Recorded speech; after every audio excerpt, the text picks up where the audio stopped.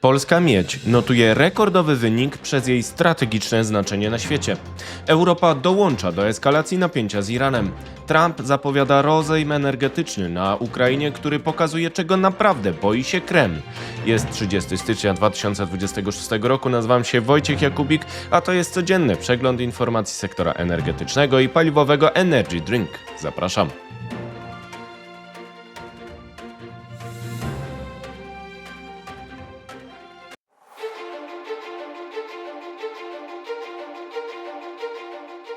Partnerem kanału Energy Drink jest Orlen.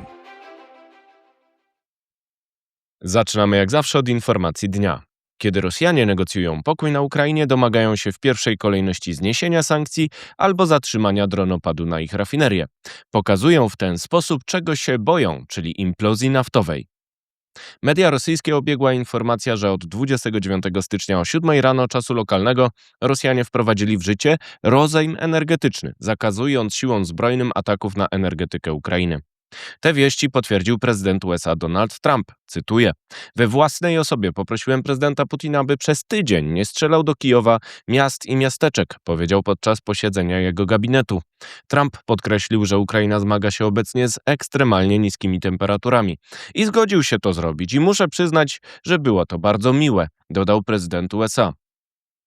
Wcześniej Rosjanie dokonali zniszczeń tak daleko idących, że Kijowowi zagroziła katastrofa humanitarna przez przerwy dostaw energii oraz ciepła. Informacja o zatrzymaniu ataków rosyjskich wywołała falę negatywnych komentarzy w rosyjskim internecie.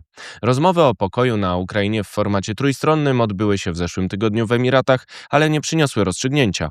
Nieoficjalne informacje sugerowały, że rozejm energetyczny był jednym z tematów, o czym informował podcast Energy Drink.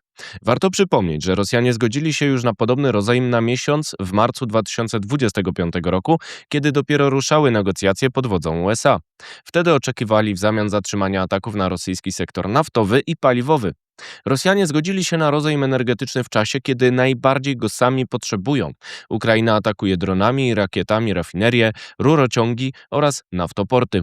Sytuacja jest szczególnie dotkliwa na Morzu Czarnym. Rosjanie planowali w naftoporcie Noworosyjsk załadunek ropy o wolumenie 3,2 miliony ton w listopadzie, a zrealizowali tylko 2,5 miliona przez ataki, czyli o 21,8% mniej. Tymczasem eksport produktów naftowych przez Morze Czarne i Azowskie spadł w listopadzie o 30,2%.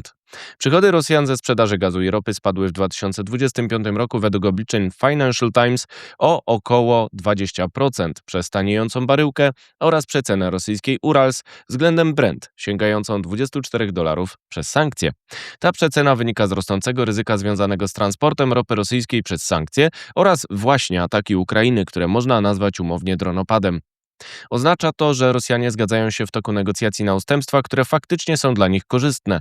Mimo to, według wywiadu ukraińskiego, nadal planują nową ofensywę i nie rezygnują z celu podboju dalszych połaci Ukrainy.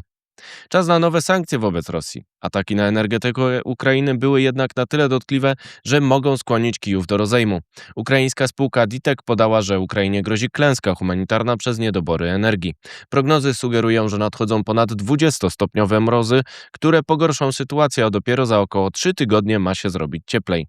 Zasilanie to fundament życia. Cenimy wysiłki naszych partnerów, którzy pomagają nam chronić życie, skomentował prezydent Ukrainy Wołodymyr Zełenski ideę rozejmu energetycznego. Jeżeli Ukraina zawiesi dronopad, wzrośnie znów znaczenie dalszej eskalacji sankcji Zachodu wobec Rosji, czyli kolejnego narzędzia presji mającego skłonić Kreml do zakończenia walk. Unia Europejska ma przyjąć 20. pakiet sankcji wobec Rosji w 4. rocznicę inwazji na Ukrainie, czyli 24 lutego.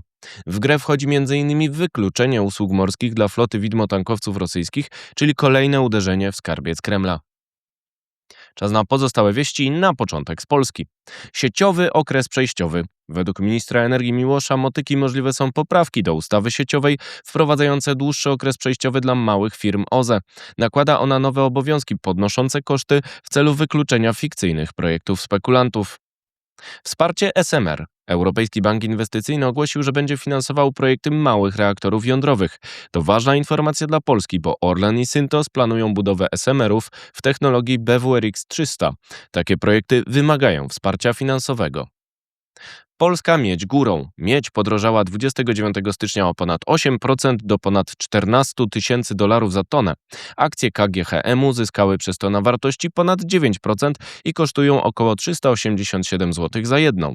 Więcej na stronie energydrink.today. Pomoc nadciąga. 29 stycznia do Kijowa trafiła kolejna partia generatorów z Polski, tym razem pochodząca z Rządowej Agencji Rezerw Strategicznych. Jest to około 400 sztuk, które mają trafić bezpośrednio do potrzebujących pod kontrolą władz miasta. Teraz wieści z Europy. Pauza wiatrakowa. Niemieckie Ministerstwo Gospodarki nie przeprowadzi aukcji na morskie farmy wiatrowe w 2026 roku. Powodem jest przegląd mechanizmów wsparcia i dostosowanie ich do warunków rynkowych. Aukcja z 2025 roku nie przyciągnęła wystarczającej liczby ofert. Skandynawia za sankcjami. Szwecja oraz Finlandia domagają się pełnego zakazu usług morskich dla tankowców i gazowców z Rosji, a także ograniczenia dostaw nawozów rosyjskich do Europy. Nowy pakiet sankcji ma być przyjęty w 4. rocznicę inwazji. Odegnane zagrożenie. Marynarka wojenna Wielkiej Brytanii wypłoszyła z wód brytyjskich statek rosyjski Sinegorsk, który przez kilkanaście godzin stał koło kluczowych podmorskich kabli telekomunikacyjnych łączących wyspy z USA. Eskalacja trwa. Unia Europejska uznała irański Korpus Strażników Rewolucji Islamskiej za organizację terrorystyczną. Strażnicy planują ćwiczenia wojskowe w cieśninie Ormus między 1 a 2 lutego wobec eskalacji po groźbie ataku USA. To kluczowy szlak dostaw ropy. Jeszcze wieści ze świata. Amerykanie w miejsce Rosjan. Amerykańska spółka Carlyle Group jest nowym kandydatem na aktywa Łukoila warte 22 miliardy dolarów, nie licząc tych w Kazachstanie. Po tym, jak został odrzucony Gunvor podejrzewany o związki z Kremlem. Cios panamski. Sąd Najwyższy Panamy anulował kontrakt chińskiej firmy Hutchinson na obsługę kanału panamskiego, kluczowego szlaku handlowego między obiema Amerykami. Zarządzanie przejmie tymczasowo duński Maersk do czasu przetargu na nowego operatora. Kuba na celowniku. Donald Trump ogłosił stan zagrożenia przez Kubę i zapowiedział cła na kraje dostarczające jej ropę. Ogłoszenie takiego stanu daje prezydentowi USA dodatkowe uprawnienia. Kuba ma mieć zapasy ropy tylko na 15 do 20 dni. Ropa ponad podziałami. USA poluzowały sankcje wobec wenezuelskiego PDVSA w celu umożliwienia eksportu ropy z Wenezueli z pomocą firm z USA. Biały Dom chce współpracować z ekipą zatrzymanego prezydenta Nicolasa Maduro pomimo różnic politycznych. To wszystko w materiałach przygotowanych dzisiaj, następne już w poniedziałek, a jeszcze w weekend Energy Week, czyli moje podsumowanie z komentarzem. Zapraszam Państwa serdecznie, do zobaczenia, do usłyszenia.